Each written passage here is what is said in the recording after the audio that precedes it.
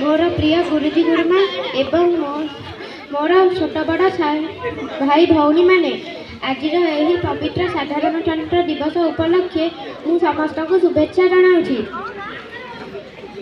मोर वक्तव्य आरंभ करने पूर्वर मु प्रथम मोर प्रिय भारत जननी श्रीचरणे मथानत करी मोर यही देश को विदेशी शासन मुक्त करने को जो मैंने निज जीवन उत्सर्ग कर भक्ति सुमन अर्पण करुछि।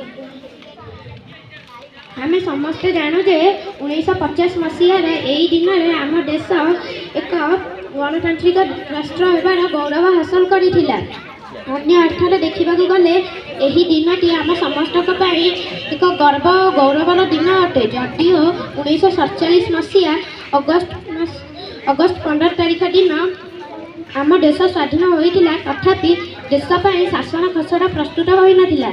एणु डॉक्टर बी.आर. आंबेडकर नेतृत्व में एक कमिटी गठन कर भारत को एक सार्वभौम समाजसेवी धर्मनिरपेक्ष राष्ट्र रूपे गढ़ी तोलिबा निमंते एक संविधान प्रस्तुत करागला। भारत समग्र पृथ्वी रे सर्वबृहत गणतांत्रिक राष्ट्र होइथिबारु एही संविधान आम पई विशेष महत्व रखे।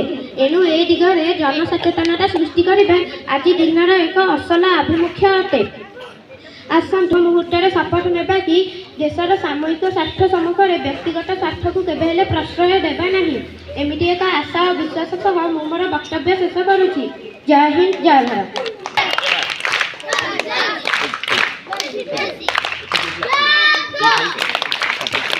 बहुत बहुत धन्यवाद।